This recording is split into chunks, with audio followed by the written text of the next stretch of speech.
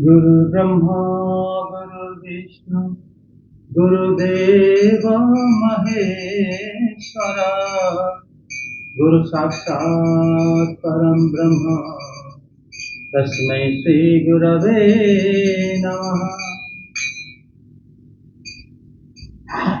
नमामीश्वरं सच्चिदानन्दरूपं लसत्कुण्डलं गोकुले प्रभवामि। नमामीश्वरं सच्चिदानन्दरूपं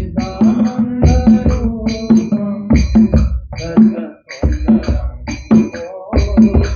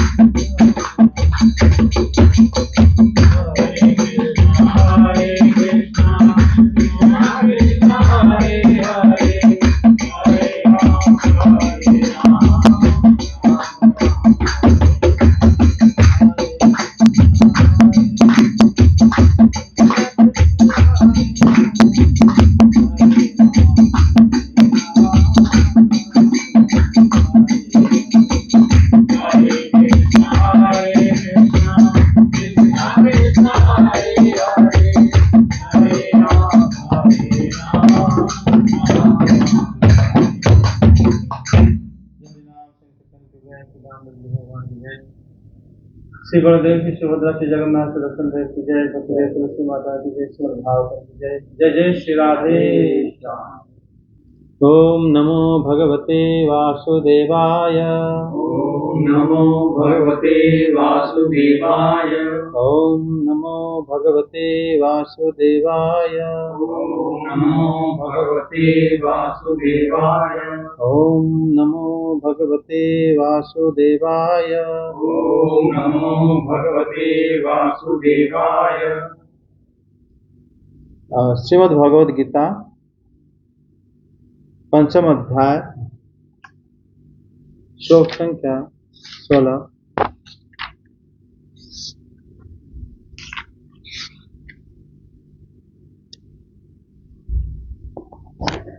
ज्ञानेन तु तत् ज्ञानं येषां नाशितमात्मनः तेषामादित्यवज्ञानं प्रकाशयति तत्परम्। अनुवाद। किंतु जब कोई उस ज्ञान से प्रबुद्ध होता है जिससे अविद्या का विनाश होता है, तो उसके ज्ञान से सब कुछ उसी तरह प्रकट हो जाता है जैसे दिन में सूर्य से सारी वस्तुएं प्रकाशित हो जाती हैं। इस श्लोक में भगवान बताते हैं ज्ञानेन तु तद ज्ञानम, जिसका तद अज्ञानम, जिनका वो अज्ञान भगवान के ज्ञान से विनष्ट हो जाता है। अगर किसी का अज्ञान चला गया तो उनका वो ज्ञान सूर्य के समान प्रकाशित हो जाता है, अप्राकृतिक परम तत्व को प्रकाश कर देता है। समझ में आया? कुछ नहीं आया? वो बता रहे हैं इसी श्लोक में भगवान कि ज्ञानेन तु तद ज्ञानम, अगर कोई किसी का भी ज्ञान, जो अज्ञान जो है, अगर ज्ञान के द्वारा नष्ट हो जाता है, नाशितम तेषां ज्ञानम, उन लोगों की जो ज्ञान है आदित्यवत सूर्य के समान तत्परम अप्राकृतिक परम तत्व को प्रकाशित करता है। अगर किसी का अज्ञान चला जाता है, अज्ञान जाने का रास्ता कैसे है? अज्ञान होता क्या है? बोलो। अपने आप को शरीर मान, अपने आप को शरीर माना ज्ञान, और बस सारे ज्ञान ऐसी हम सुन रहे हैं जितना अपनी तक सुना है, उससे तो सबसे बड़ा ज्ञान यही है कि हम अपनी जगत में सुख ढूंढते हैं। यहाँ पर हम जो है जहाँ सुख मिल जाए, जहाँ हम कंफर्टेबल हो जाए, ये जो है देखिए ज्ञान कंफर्टेबल होना। ये आंसर भी तो मतलब पूरा एब्सोल्युटली करेक्ट तो नहीं कह सकते, फिर भी लोग उसी के अंदर सुख के हिसाब से तो रहने की कोशिश करते हैं। ज्ञान यही है कि अभी लोग ये सोचते हैं कि मैं यहाँ एकदम कंफर्टेबल कभी होता है। यहाँ पर भगवान बता रहे हैं कि जिनका ज्ञान चला गया है, और वो गया कैसे? भगवत ज्ञान से। अज्ञान जाने के रास्ता हो गया, भगवत के ज्ञान से अज्ञान चला जाएगा, तो फिर वो अप्राकृतिक परम तत्व को, तो वो माने सूर्य के समान प्रकाशित हो जाएगा। इसका मतलब क्या हुआ? अज्ञान जाने का रास्ता भगवत ज्ञान है। मतलब यहाँ पर जो अज्ञान होता है, अज्ञान के जरिए ज्ञान ही ढक जाता है। मतलब अज्ञानेन आवृतम, अज्ञान के द्वारा ही ज्ञान जो है आवृत हो जाता है, ढक जाता है।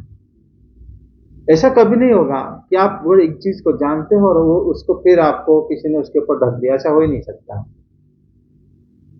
समझे? और ज्ञान आते ही वो अज्ञान चला जाता है। और फिर ये जो अज्ञान है, अज्ञान होता है न्याय के मतलब मत में, जो न्याय शास्त्र की ज्ञाता है उनके मत में अज्ञान, जो ज्ञान के अभाव का ज्ञान कहते हैं। अगर आप एक वस्तु को जानते नहीं तो अज्ञान। सांप में रज्जु के भ्रम होता है, या माला की भ्रम होता है। अगर एक सांप पड़ा है, एक माला पड़ा है, आप पता नहीं लगा पाओगे। कब? अगर आप किसी एक के बारे में आपको ज्ञान नहीं है तब है। माला को जानते हो तब भी आप पता लगा लो कि ये माला है कि नहीं, ये सांप है कि नहीं। अगर सांप को जानते हो तब भी आप पता लगा लो। इसे चतुश्लोक भागवत में भगवान बताते हैं, अज्ञान होता है यथाभास यथा तमः। एक अज्ञान होता है जो अज्ञान आभास रूप होता है, और एक अज्ञान होता है तम रूप, जो ढका हुआ होता है। दोनों प्रकार के अज्ञान। अज्ञान के अभाव से, जिससे मान लो आप कहीं से सुना है कि माला ऐसा होता है, अब अच्छे से नहीं जाना, कहीं से सुना है, आभास आपको मिला है सांप ऐसे होता है, ऐसा रंग होता है, ऐसे पड़ा रहता है, सीधा होता है, ये सब जानते हो आप, अच्छे से नहीं जानते, सुना है मतलब कम जानते हो, तो अज्ञान में आप हो। यथाभास यथा तमः, या तो कुछ नहीं जानते या थोड़ा बहुत जानते हो, दोनों ही अज्ञान है। थोड़ा सा जानते हो तब भी अज्ञान है, कुछ नहीं जानते हो तब भी अज्ञान है। यथाभास यथा तमः। यहां पर चक्रवर्ती पाद बताते हैं कि जैसे ही अविद्या शक्ति जीवों को ज्ञान का आवृत करती है, उसी प्रकार विद्या शक्ति अविद्या को नष्ट कर देता है। दोनों अपोजिट है। श्री भगवान का इसमें कोई लेना देना नहीं।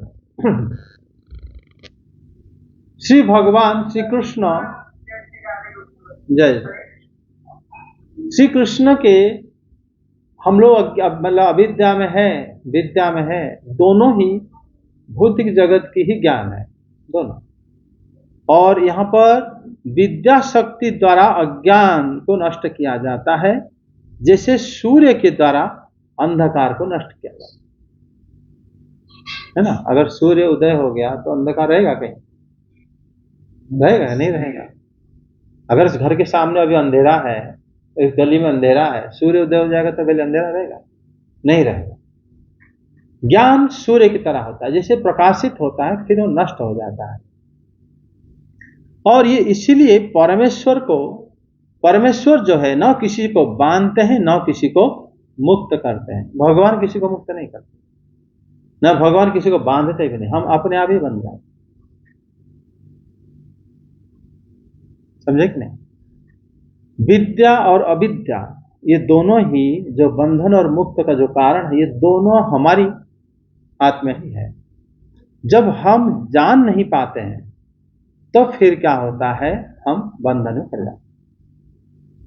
जैसे भगवान इस श्लोक में बताते हैं कि तेषाम आदित्य ज्ञानम प्रकाशयति तत्परम ज्ञानेन तु तद्ज्ञानं येषां नाशितमात्मनं। येषां शब्द से भगवान कहते हैं ये सब लोग, जो लोग, ये सब मतलब ये बहुवचन है, चाहे मनुष्य है, ऋषि है, देवता है, जो भी परमात्मा तत्व को नहीं जानते हैं वह सब ही अज्ञान रूपी माया में रहते हैं। और जो परमात्मा तत्व को जानते हैं वो फिर कहीं कोई भी हो, चाहे देवता हो, चाहे मनुष्य हो, चाहे ऋषि हो, वो मुक्त हो जाते हैं। और जो लोग कहते हैं कि, जो लोग ये समझते हैं कि अहम ब्रह्मास्मि, कि हम ही ब्रह्म के अंश हैं, वो वही लोग जानते हैं, वही लोग ही मुक्त हो जाते हैं। मतलब हम अगर कहेंगे, अगर हम ब्रह्म को नहीं, हम अगर कोई व्यक्ति कहता है कि ब्रह्म तो है लेकिन मैं नहीं जानता, ये वाक्य गलत है। भगवान तो है लेकिन मैं नहीं जानता, ऐसे लोग कहते हैं कि नहीं कहते हैं कि हो है होंगे वो, लेकिन मैं नहीं जानता, मैंने देखा। वास्तव में ये अज्ञानता है। अगर वो है, आपको कैसे पता चला? किस सोर्स से पता चला? क्या आपको आभास लगा? कैसे तब बता रहे को है लेकिन मैं नहीं जानता? जो जिस ज्ञान से, जिस आभास से आप जाना कि वो है, वही वास्तव में ज्ञान है, बाकी सब अज्ञान हो जाएगा। और जब हम कहते हैं वो है लेकिन मैं नहीं जानता, हम लोग झूठ बोलते हैं। मतलब हम लोग क्या ना, अज्ञान में रहते हैं, हमें कुछ भी पता नहीं है, वो है भी नहीं, हम नहीं जानते। समझे? अगर हम कहेंगे नहीं वो मतलब मैं इन लोगों से मिला था, वो मतलब मानते हैं, तो मुझे लग रहा है कि वो है। तो अगर है, इसका मतलब जिन लोगों के माध्यम से तुम्हें पता लग रहा है, तो वही सोर्स ही सही सोर्स है, और उसी से भगवान को अर्चन किया जा सकता है, तो जान भी सकते हैं। लेकिन लोग अगर जैसे यथाभास यथातम, अगर मान लो लोग सांप को जानते हैं, तो रस्सी को जानने की जरूरत नहीं है ना। सांप से पता चल जाएगा ये सांप नहीं है तो रस्सी होगा, तो माला होगा, कुछ और होगा, सांप नहीं है। जिससे आप माया को जानते हैं, तो भगवान को अपने आप जान जाओगे, है ना। जो माया नहीं है वो भगवान है। जैसे आप कंकड़ और चावल दोनों मिल गया, आप चावल को जानते हो, कंकड़ को नहीं जानते, तब भी कंकड़ को जान जाओगे कि वो जो चावल नहीं है वो कंकड़ है। अगर आप माया को जान लिया कि ये भगवान नहीं, ये माया है, मतलब ये भगवान नहीं है, ये माया नहीं है, ये भगवान ब्रह्म। इसीलिए कोई भी ज्ञान, अगर ये ज्ञान और अज्ञान दोनों ही इस जगत का है, इसमें भगवान आगे हस्तक्षेप नहीं करते, है कि नहीं। अगर हम मतलब किसी माया को भी जान लो, जिस जगह में रहता है उसी जगह को अच्छे से जान लो, तब भी हम भगवान को जान लेंगे, ब्रह्म को जान लेंगे। अगर हम इसी को भी नहीं जान पाते, तो फिर हम भगवान को नहीं, हम अपने आप को जानने से ब्रह्मांड को जानेंगे। यथा पिंड तथा ब्रह्मांड, जैसे ब्रह्मांड अंदर अंदर है, उसी तरह हमारे शरीर के अंदर है, ठीक नहीं। बुद्धि के जो जागृत अवस्था, स्वप्न अवस्था, सुषुप्ति अवस्था, ये जो तीनों अवस्था में जीव जब अपने आप को अनुसंधान करता है, जीव क्या करता है, स्वप्न के अंदर, स्वप्न देखते समय अंदर सोचता है कि मुझे दुख क्यों लगा, उसका कारण ढूंढता है ना। अगर मान लो स्वप्न में तुम्हारा पैसा चोरी होगा, तुम वो आदमी के पास जाते हो, खोजते हो, काफी परेशान होते हो, है कि नहीं। लेकिन उससे तुम्हारा दुख का निवृत्ति नहीं होगा। तुम्हें स्वप्न का कारण खोजना चाहिए कि स्वप्न कहां से आया, तब फिर दुख का निवृत्ति हो जाएगा। समझे कि नहीं। ये ब्रह्मांड में हमें कोई दुख दे रहा, सुख दे रहा, हम उसके पीछे भागे हैं। लेकिन जब हमें ब्रह्मांड के कारण को जब हम खोजेंगे, तब फिर दुख हमें नहीं आएगा। और दुख सुख कहां से जात होता है, कहां से आता है, हमें वो पता चल ही जाता है। जब हम जानेंगे पूरे ब्रह्मांड ही एक माया में बंधा हुआ है, तो फिर किसी बात का दुख आएगा। उसको हम दोष देंगे, किसको कहेंगे कि इसकी वजह से हमें दुख हो रहा है, ये तो माया ही है। इसीलिए यहां पर श्री भगवान बताते हैं कि वो ज्ञान, अज्ञान जब उस भगवान के ज्ञान से नष्ट हो जाता है, तो फिर वो सूर्य के समान प्रकाशित हो जाता है। फिर वो अप्राकृतिक परम तत्व को, जय जगन्नाथ, अप्राकृतिक परम तत्व को प्रकाशित कर लेता है। समझ में। मतलब अगर वो भगवान के ज्ञान से वो ज्ञानी हो गया, भगवत ज्ञान से जो जान पाया, तो फिर वो अप्राकृतिक परम तत्व को प्रकाशित कर लेता है। सूर्य जिससे अंधकार को दूर करता है, अंधकार सब दूर हो जाता है। समझ में आया। जय जगन्नाथ। हाँ, गीता श्लोक हो गया, भागवतम करेंगे। इस श्लोक और कुछ संदेह है क्या?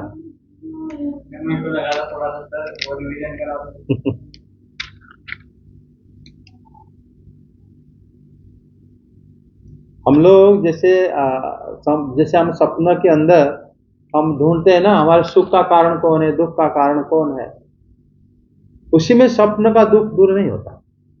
जागृत का भी दुख इस तरह है। हाँ, हम कहते हैं कि इसी से ही दुख है, मेरा वो काम नहीं हो पाया, वो काम नहीं हो पाया। जब हम दुख के कारण ढूंढते हैं, अगर हम पूरे जगत के कारण ढूंढेंगे तो फिर दुख नहीं होगा। अगर हम स्वप्न का कारण ढूंढेंगे, स्वप्न कहां से सृष्टि हुआ, क्यों हुआ, मन की वृत्ति से स्वप्न होता है। मन भौतिकता है, मन अन्न से ही मन बनता है। जो खाना खाते हो उसका सूक्ष्म तत्व में मन बन जाता है। तो फिर मन, अगर मन का विकार से सब सृष्टि हुआ है, तो फिर किस बात का दुख हम मनाएं, किस बात का सुख मनाएं, दोनों ही भ्रम है। उसी तरह ये जगत का जब सृष्टि का कारण आप ढूंढोगे, फिर दुख और सुख, किसी भी प्रकार के दुख सुख आपको प्राप्त नहीं होगा। इसलिए यहाँ पर भगवान बताएं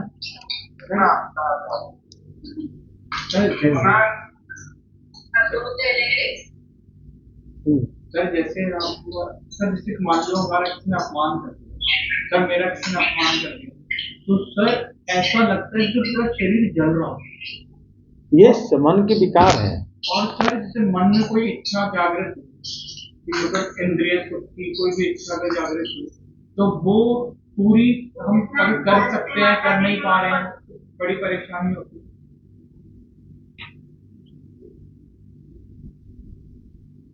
म्यूट हो गया, नहीं हुआ नहीं, लास्ट वाला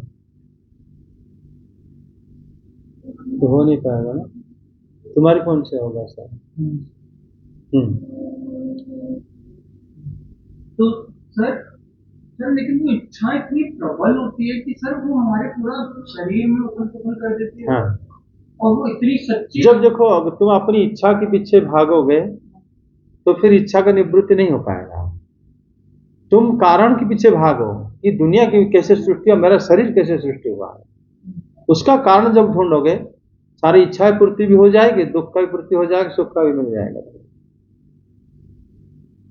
यही भगवान इस जगह में कहते हैं कि वो जिसका ज्ञान दूर हो गया है वो सूर्य के समान प्रकाशित हो जाता है, फिर वहां दुख क्या सुख क्या कुछ नहीं रहेगा।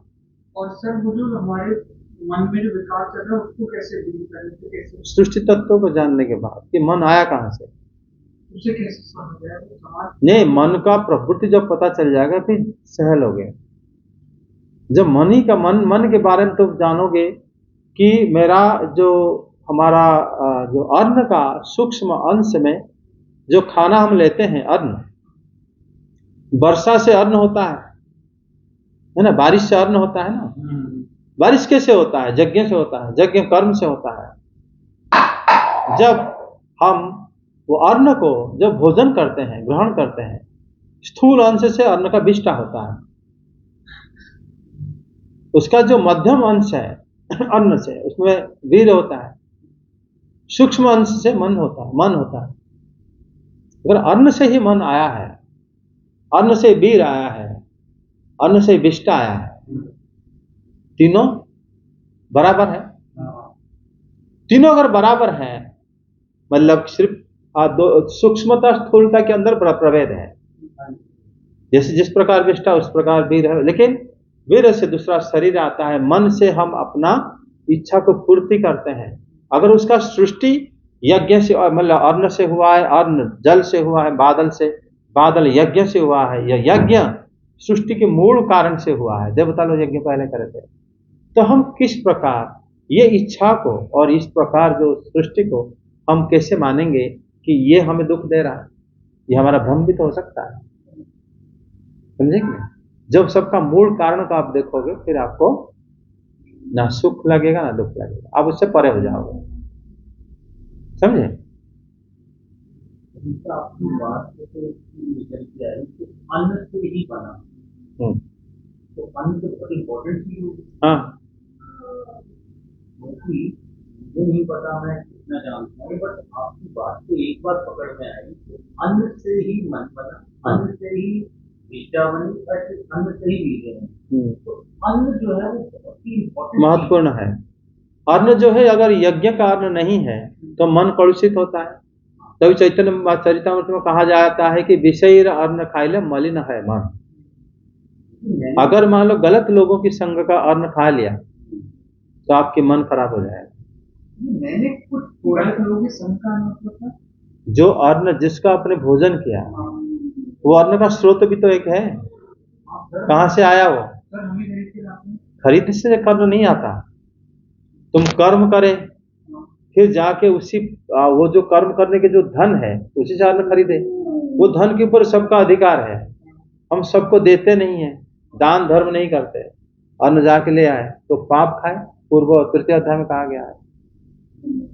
सर मैं हाँ, बोलता बताइए। मैंने ऐसा कुछ अनुभव किया है तो हम घर में भोजन करते हैं, हमारे घर में जो भी विकास हम प्रभु को समर्पण करके उसको ग्रहण करते हैं तो गाड़ी ऐसे चले। लेकिन कभी कभी देखते हैं वो गाड़ी डगमगाती है या उसमें कुछ वाइब्रेशन आती है, उसमें कुछ गड़बड़ होती है या कोई विचारों में कोई परिवर्तन आता है, तो एकदम मेरे बुद्धि में ख्याल आता है कि परिवर्तन क्यों आया। तो कहीं ना कहीं मुझे ऐसा लगता है कि आज मैंने उसकी दी वो चीज खाई, कहीं ऐसा थोड़ी उससे ये मन से इससे आता है। उपनिषद तो वही बताता है और शास्त्र में चैतन्य चरितामृत में वही बताते हैं, जो भजन करते हैं, जो साधन करते हैं, भगवान की भक्ति करते हैं, उनके लिए भी कि हर जगह मत खाओ, मत खाओ। और भिक्षा तब शुद्धि होती है अगर आपके पास सिर्फ प्राण बचाने के लिए मांग रहे हो, मतलब भिक्षा मांग रहे हो, तो वो शुद्ध है। ठीक है, 5 घर जाते हो और अगर मान लो आप सन्यासी वानप्रस्थ इस तरह होता है, मतलब आप भीख मांगने गए हैं और मान लो वो भिक्षा जो है आपने लेके आया, 5 घर में मांगा, वो दिए और कोई दिया भी नहीं, तो आप जल पी के सो गए, फिर दूसरे दिन गए। आप किसी के ऊपर ना क्रोध करोगे, ना मन में कुछ बात रखोगे, चुपचाप बोल घूम के आ जाओगे, आप समझोगे कि भगवान ने जितना दिया उतना, तो शुद्ध होता है। या तो आपने 100 रुपये कमाया, उसमें 50 रुपये साधु का, शास्त्र के हिसाब से आधा उनका है, जो आधा बचा उसमें से फिर आधा आपके कुटुंबी लोगों का है, उसमें 25% आपका है 100 रुपये में फिर उसमें आप अपनी फ्यूचर के लिए पहले रखोगे, फिर बाकी पैसों में लाके भोजन जब बनाओगे, फिर देखोगे रास्ते में कोई है भूखा, उनको देने के बाद जो बचेगा उसको ले लोगे, तो शुद्ध हो जाता है। अभी जो आपने कहा मैंने पकड़ा उस अन्न से 3 चीज बन गई। हाँ, तो आपने तो मन भी बना और मैंने इस चीज को समझा कि अगर अन्न कहीं से तुमने ऐसी जगह से ले लिया, बाई मिस्टेक ले लिया, कैसे भी लगे, हाँ, हम बैठे हैं कहीं, विचार में भेद आएगा, कोई अपने घर से भोजन लाया है, कोई चीज लाया, उसने कहा ये लो आप भी लो, बहुत अच्छा है, हमने ले लिया। समाज में हम लोग द्रव्य को देखते हैं कि उन्हें रसगुल्ला लाया था, या वो पेड़ा लाया था, या वो इडली लाया था, लेकिन हम ये भूल जाते हैं वो इडली उसके पास कहाँ से आया, वो क्या कर रहा था, वो अन्न आया कहाँ से, अन्न का स्रोत क्या है, हम भूल जाते हैं उसको। कभी कोई आप देखोगे बाहर से अन्न खाओगे, आपका टॉयलेट भी खराब होगा, विष्ठा भी खराब हो जाता है, आपको पेट खराब होता है इससे। सर मैंने आज आपकी बात में एंडोर्स किया कि मैंने पिछले 3 या 8 महीने या 1 साल से मैंने ऐसा अनुभव किया है कि कभी कभी तो बुद्धि और मन बिल्कुल सही दिशा में चल रहा होता है, हाँ, लेकिन अचानक से कुछ अजीब से विचार आने लगते हैं, वो अन्न से आता है। तो मैं एकदम सोचता हूँ कि आज विचार ऐसा क्यों आया, तो जब बहुत ध्यान से सोचते हैं कि यार आज उसके साथ वो लाया था, उसने मुझे खिलाया था, कहीं उसका सत्य नहीं। जैसे जल हम लेते हैं, उसकी स्थूल अंश में हमारा बन जाता है क्या, बाथरूम, उसका मतलब थोड़ा सूक्ष्म अंश में बन जाता है हमारा खून, और उससे जो सूक्ष्म है उसमें बनता है प्राण।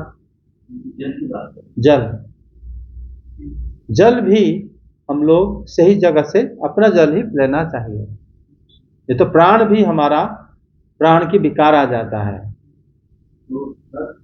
फिर आप देखो ये अग्नि तेज, जैसे आप जल और जो तेज से, जो सूक्ष्म अंश से आपके सबसे सूक्ष्म अंश से बनता है वाणी, बोलने की शक्ति, वो भी आता है कहाँ से, घी से, मतलब फैट वगैरह चीजों से। वो भी जब हम लेते हैं, वो अगर शुद्ध नहीं है तब भी बोलचाल भी शुद्ध नहीं होगा, अनाप शनापी बोल देते हैं, मन शुद्ध नहीं होगा और उनका प्राण शुद्ध नहीं होगा। तो देखो ये जो बताया गया है श्लोक में, ये कहाँ से जुड़ा हुआ है, वो वस्तु आया कहाँ से, उसके ऊपर हम ध्यान ना देके हम वस्तु को देख लेते हैं, ये अच्छा दिख रहा है चलो खा लो, समझे कि नहीं। जैसे आजकल देखो हम कोई विषय वस्तु थे, ये लड़की खूबसूरत लग रही है, शादी कर लो, लेकिन उसकी पिता माता परिवार कैसा है हम नहीं ध्यान देना, हम नहीं पकाते, बिल्कुल नहीं चाहते। उसका कारण है कि हमारा जो है इस प्रकार ही सब समस्याएं आती है उससे। स्रोत बहुत महत्वपूर्ण है, वो कहां से आया, समझे कि नहीं? सर उससे आपने बोला तेल, घी से, फैट से, तो उसका सूक्ष्म अंश हमारी वाणी है। तो सर ऐसे तो उससे मज्जा होता है, हाँ, और फिर उसी में हमारा जो फिर वाणी आता है, उसमें हम वाकेंद्रिया।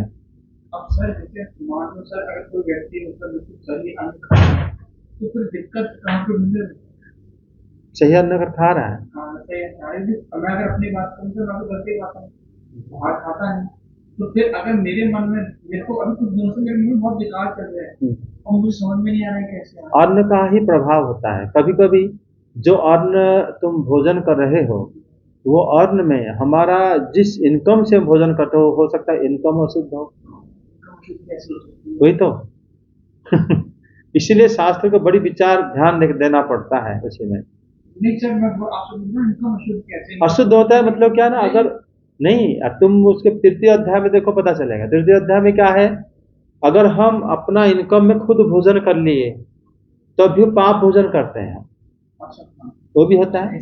हाँ, हिस्से का, मतलब उसी में अपनी पितृपिता उनको कुछ दिया है ना, सबको दान देना के बाद जो बचा वो तुम्हारा है। अगर सारे भूत मैंने कमाए सब मेरा है तो फिर उसमें भी पाप मन विचलित होता है उसमें। तो सर आपकी एक बात तो मेरे जो है ना समझ में आओ कि हर किसी से कहीं से भी कुछ भी ले ठीक नहीं मालूम उसकी क्या परिस्थिति है, कहाँ से ला रहा है, उसका कैसा भाव है, उसने वो अन्न बनाया या खरीदा, वो हमने उससे ले लिया, वो कहीं ना कहीं प्रभावित करता है। तो मैं सही सोचा ना? हाँ, निश्चय रूप। तो इसी हिसाब से घर की मतलब रूटीन हम ऐसे बनाते हैं, तो वो अगर हम मतलब डिस्टर्बेंस करेंगे तो फिर हमारा मन में विकार आ जाता है,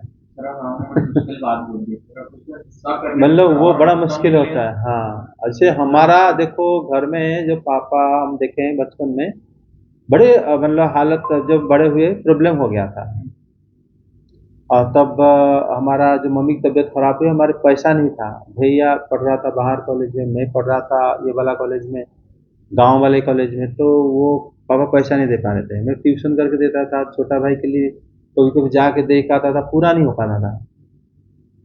जबकि एक बैंकर मुझे मिला था कि तुम्हारे पापा का तो बहुत पैसा है। मैंने सोचा पैसा अगर है, पबल पापा एफडी कर रखे हैं, तो पैसा क्यों तुम नहीं दे रहे। मम्मी की जब तबीयत खराब हो, पापा एक लैंड को बेच दिए, पहले उधार लेके गए, जब चुका नहीं पाए लैंड बेच दिए। मैंने पापा को कभी पूछा था जब लेके जा रहा था, हम दोनों जा रहे थे, पापा बोल के नहीं वो एफडी वगैरह ना, वो तो मेरे गुरु के आश्रम का बना था, उसको कैसे तोड़ सकते हैं। मतलब भले ही लैंड 4-5 लैंड सब बिक गया, लेकिन उसको टच भी नहीं करेगा। और एक पूरी हम गए थे पापा को लेके, उनके आश्रम में, गुरु आश्रम में, पापा जो प्रणाम बोले आपको इस महीना मिल गया था भिक्षा, मतलब एफडी का जो ये है क्या, उसका जो इंटरेस्ट वो आश्रम आता है, वो आश्रम वाले जब चाहे उसको तोड़ सकते हैं। पापा उस प्रकार लेके गए थे, तो सोचो कितने निष्ठा रखे थे। भले घर उस टाइम बहुत पैसों के लिए जूझ रहा था, लेकिन उसको जब दे दिए तो वो जानते थे कि मनुष्य जीवन का जो कर्तव्य है उसके वो मतलब बिल्कुल हिले नहीं थे। वो उसके लिए बोले तुम लोग कमा, बड़े हो गए तुम, उसको मैं कैसे नहीं कर सकता। वो उसके बारे में डिस्कस भी नहीं करते थे, क्योंकि वो डिस्कस भी नहीं करते थे। लोग उल्टा बाहर लोग मुझे कहे, मैं जब पूछा तब पता चला, वो बताते भी नहीं थे। इस प्रकार मतलब निष्ठा उनका, वो क्या होता है ना, तभी वो मन और उनका जो बुद्धि वो लास्ट तक जगमगाता नहीं, मन एक सब, हाँ, ऑलरेडी जा रहा है। और फिर तुम उसके बाद बुद्धि तो उनका कैसे विचलित होगा, बिल्कुल विचलित नहीं होगा। तो बहुत बड़ा कठिन कार्य होता है। इसको प्रैक्टिकल है, जिस जगह में वो तो होता है उससे पता चलता है लोग कैसे रहते हैं। नहीं सर, मैंने अनुभव किया। हाँ, जो बड़े लोग निश्चित तो अनुभव कर लेंगे। आप जैसे आप क्या ना डेली घर से खा के जाते हो, हाँ, घर से लेके जाते हैं, कोई मेरे शेयरिंग में नहीं, कभी कभी शेयरिंग हो जाता है, हाँ निश्चित, तो फौरन परिवर्तन आता है। हाँ, तो मैं घर आके सोचता हूँ आज ये विचार अजीब से क्यों हो रहे हैं। आप देखोगे जो साधु लोग भी जो मंदिर में रहते हैं वो दान लेते हैं, और उस दान को जब तक वो दान नहीं करेंगे, खाली दान खाने के लिए ही अलाव है, जी जिंदगी बचने के लिए, उसको लेके गृहस्थ लोग अपने घर में टीवी खरीदते हैं, घर खरीदते हैं, तो वो तो अलाव नहीं है। वो लोग अपनी बुद्धि में भगवान के चरण के मतलब शरण नहीं जा पाते, सब पाप फिर शुरू हो जाता है। ये हमारा धन, परीक्षित महाराज जो 4 अधर्म बताए ना, उसे 5वां धन को रखें। धन अगर शुद्ध नहीं है तो आपका बुद्धि ऐसे ही होगा, कभी तो भगवान के प्रति आपका आग्रह आएगा भी नहीं, आएगा ही नहीं। हमारा जो घर में जब भी खाना बनता था, वो मम्मी क्या कहते, 1 मुट्ठी चावल 3 मुट्ठा रखती थी मटके में। मतलब किससे? बोरी से नहीं, जब हमारे लिए खाना आता था, मतलब बनने की जाता था, वहीं से। मतलब हमारा आज इतना, हम जो मम्मी रखती थी वो पास वाला एक मठ है, अच्छी आग ले लेते थे, वो मटका भर जाता था, कभी भी आते थे उन्हीं को दे दे के ले लो उनका। मठ से साधु आते थे तो उसी को उनको दे देते थे। ये सब चीज बहुत छोटे छोटे चीजों बहुत ध्यान रखना पड़ता है घरों में। मैंने नोटिस किया है कि हम कहीं किसी के पास कुछ खा लेते हैं तो उससे विचारों में कुछ परिवर्तन आता है। हाँ, निश्चित होता है। माइंड इस तरफ चल रहा था अचानक से वो घर पे घूमने और बहुत सारे लोग भक्ति करते हुए भी भक्ति क्यों नहीं कर पाते? इसलिए नहीं कर पाते, अन्न शुद्ध नहीं है, मन। अब इसमें भी करना पड़ेगा सर, ये तो बड़ा मुश्किल काम है सर, उससे कैसे बात न, कम से कम तुम समझ पा रहे हो, ये बहुत बड़ा शुक्र मनाओ भगवान की। बहुत लोग तो समझ नहीं पाते हैं, हाँ यही इस बारे में चर्चा ही नहीं करते। बहुत लोग जो हैं अगर अपना धन को, इनकम को शुद्ध नहीं करेंगे उनके घर में, और वो स्वयं क्या भक्ति में आ जाएंगे? कितना भी आर्टिफिशियलिटी तो मेंटेन करो, अंदर से होगा ही नहीं, होगा आएगा ही नहीं, तो भक्ति कैसे करोगे? हाँ सर, अंदर से तो नहीं आ। चाहे ऊपर से कितने माला तिलक जाप धर्म कीर्तन सब कर लो देखने को, लेकिन अंदर से भाव कहां से आएगा? बिल्कुल नहीं आएगा। लेकिन सर इतना हम दान करेंगे इसको, जिसको भी अपने घर, पहले तो उस शास्त्र में देखो, घर की सगे संबंध है वो भी तुम्हारे मतलब दान के हिस्सेदार हैं। वो लोग तुम्हारे तुम्हारे बाबा हैं, तुम्हारे चाचा है, ताऊ है, सब लोग उनके लिए धन रखो या तो उनको दे दो। रूप गोस्वामी नहीं करे थे तो जिस प्रकार रूप गोस्वामी अपनी जब महाप्रभु के पास गए, कुछ लेके नहीं गए थे, भगवान गुरु को पास जाने की कुछ जरूरत नहीं, कुछ चीजों की, खाली ऐसे चले जाओ उद्धार हो जाओगे। सर बड़ों को भी देना तुम, हाँ बड़े हो छोटे हो, संबंधी हो गए, आसपास गरीब लोग हो गए, जहां पर धर्म के काम चल रहा है वहां हो गया, सब कुछ सम देने के बाद आपके पास कुछ ना रखो, फिर गुरु के पास आ जाओ। गुरु तुम्हारे पैसे की जरूरत नहीं है, वो तो सिर्फ चाहते हैं तुम कोई भी कचरा पास में ना रखो, मन शुद्ध हो जाए, दिव्य ज्ञान लो, भजन करो, उद्धार हो जाएगा।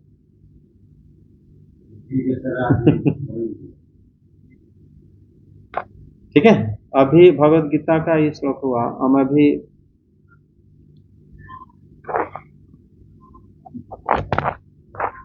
क्या हुआ? बहुत बढ़िया, बहुत बढ़िया।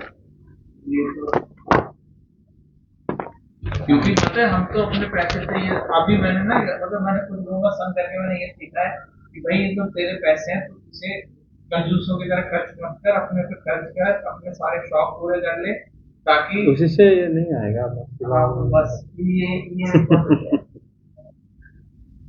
ये पहले तो आधा मतलब देखो, खुद नहीं तो धर्म कार्य में खर्चा करो, खुद मतलब जिनके पास भागवत नहीं है उनको दो, ठीक है, और उनको यहाँ पे बुला के भागवत सुना के उनको प्रसाद दे के, उनको भागवत ग्रंथ है कि तो घर में पढ़ने के लिए प्रोत्साहित करो। ये एक डिवाइस है ना, जैसे भागवत का जैसे यूट्यूब हो रहा है उसको तुम ये कर रहे हो, ये भी बहुत बड़ा काम है। तो सेवा जो चल रहा है प्रचार के लिए, उसमें खर्चा करो खुद, किसी को पैसे देने की जरूरत नहीं, खुद देखो विचार करके वो करो, भगवान को बुद्धि दे देंगे। फिर तुम अपना जैसे जो भी तुम्हारे अपने तुमसे जुड़े हुए हैं शरीर के साथ, मम्मी हो पापा हो, इन लोगों के लिए रख लो या तो उनको दे दो, और फिर अपना फ्यूचर के लिए जो बचा उसका आधा रख लो, उसके बाद जो बचा उसमें अच्छा और स्वयं में तो मेरे 4-5 ज्यादा बनती नहीं है, इसको क्या देने दो। देखो वो तुम्हारे मतलब तुम उन्हीं पूरे फैमिली के तुम उन्हीं की वजह से कहीं ना कहीं आए हो दुनिया पर। तो सगे संबंधी को तो और ब्राह्मण को और जो भिखारी हो गए सबको, इस सबको देना ही हमारे 5 प्रकार की यज्ञ नहीं है, पंचसुना यज्ञ। पंचसुना यज्ञ जो है उसी को जान लेना चाहिए, जो कि हमारा विश्वनाथ चक्रवर्ती ठाकुर ने उसके बारे में बताए हैं। जो एक तो है अध्यापन ब्रह्म यज्ञ। अध्यापन हो गया, शिष्य को शास्त्र के उपदेश प्रदान करना ब्रह्म यज्ञ है। तुम मान लो जो जानते हो अपने दोस्तों को हो, जो तुम्हारे जूनियर है उनके प्रति आग्रह क्रिएट करो, वो नहीं कर पा रहे तो उनको कम से कम भागवत दे दो या कुछ बोलो कि पाठ करो, या तो तुमको इसी बारे में थोड़ा आग्रह कराना चाहिए। वही कई प्रकार की यज्ञ है। पितरों को उद्देश्य से तर्पण, तुम्हारे पितृ है ना, और विशेषकर तुम्हारे पापा भी अभी है, तुम्हारे बाबा भी है अभी है, दादाजी चाचा भी है, ऐसे पितृ कुछ आते हैं। सबको उद्देश्य से कुछ ना कुछ तुम्हें करना चाहिए, प्रणाम करना चाहिए। और होम, जैसे मान लो नवरात्र समय हो, किसी भी समय में जो ब्राह्मण को बुला के जो यज्ञ करते हैं, या तो उसके बदले में संकीर्तन यज्ञ कर सकते हैं। फिर उसके बाद आसपास में जितने प्राणी हैं, चाहे कुत्ता हो, गाय हो, तुम्हारे चींटी हो, कुछ भी हो, सबको कुछ ना कुछ तुम्हें देना चाहिए। तो तुम्हारे ऊपर डिपेंड है, क्योंकि वो मनुष्य के ऊपर ही निर्भर होते हैं। कुत्ते वगैरह का अपना जॉब कुछ नहीं होता, और बिल्ली भी, और जो आसपास रहते हैं थोड़ा उनको देना चाहिए। और अतिथि सत्कार, ये नृ यज्ञ है। जो बिना कारण से जो मिल जाते हैं उनको कुछ ना कुछ जो उनको जरूरत है उनको दे के संतुष्टि करना चाहिए। इस प्रकार 5 प्रकार की यज्ञ और हम करते हैं तो फिर हमें क्या होता है ना, अगर इसके अलावा अगर हम खाते हैं तो पाप को भक्षण करते हैं। सबका तभी क्या होता है ना, हाँ, सबको जिम्मेदारी लेना होता है। और फिर तभी इसी के अंदर रह जाता है। तो तुम अतिथि सत्कारों के अंदर ब्रह्मचारी, सन्यासी, वानप्रस्थी, उन लोगों के लिए भी तुम्हें ही, तुम कहीं भी जा रहे हो सबके बारे में सोचना चाहिए। वो होता है गृहस्थ के साथ करता है। तो फिर तुम्हारे पास जो बचा उसी में तुम अगर खाओगे भजन को तो मन विचलित क्यों होगा? बचेगी। पैसे बच सकते हैं लेकिन मन कभी भी विचलित नहीं होगा। युधिष्ठिर महाराज के पास कितना पैसा था, उसके बाद वो देखे कि हमें तो श्री कृष्ण को पूजा करने का पैसा नहीं है, बदलते कि नहीं। तो उन्होंने फिर भगवान श्री कृष्ण को पूछे कि कैसे हम आपकी यज्ञ करें, पैसा ही नहीं है घर में, मतलब पैसा बहुत है लेकिन बड़े लोगों का है, वो तो उनको दान, उनको वापस करना है, और हम कैसे, हम उसी से खा भी रहे हैं, खाना भी नहीं चाहिए उस पैसे से, तो उसके लिए खुद कुछ करो। राजा क्या करते हैं ना, उस राज्य में कहीं अगर पूर्व राजा अगर कुछ छोड़ के गए हैं या उस जगह में कुछ ऐसा कार्य होता है जो सारे लोगों को उपकार होता है, वो कार्य राजा करके उस पैसों से वो अपना खाना भी कर सकता है, दूसरों को उल्टा राज्यवासी को उपहार दे सकता है। जो कर वाला पैसा है उसको वापस तो लोगों को देना ही देना है, उससे प्लस लोग अगर आपके पास रखते हैं तो उनको और ज्यादा भी देना है। वो पैसा राजा कहाँ से लाएगा? प्लस राजा खाना पीना भी करेगा, तो कहाँ से करेगा? पूजा पाठ करेगा, दान करेगा, यज्ञ करेगा, कि लोगों को पैसे भी दान अगर कर दोगे कल, मतलब अगर मान लो आप देखोगे भीष्मदेव जो शांति पर्व में जो बताए हैं नियम महाभारत में, जब तुम्हें अभाव पड़ेगा पैसा का क्या करोगे? कहाँ से लाओगे पैसे? भले टेम्पररी के लिए प्रजा के ऊपर कर लेके कर दे सकते हो, लेकिन हमेशा के लिए नहीं। अपना फिर काम करके उसको चुकाना चाहिए, तब राजा जो है मन शांति रहेगा, वो राजा श्री कृष्ण की भजन करता रहेगा। जो प्रजा को लूटता है वो कैसे करता है?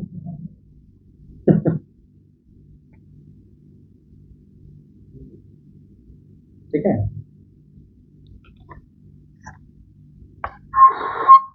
कितना कर लेते हैं? कर लेते हैं कुछ कितना टाइम हो गया? 7 प्रणाम प्रणाम। जय जगन्नाथ। श्री कृष्ण गोविंद हरे मुरारे, हे नाथ नारायण वासुदेव।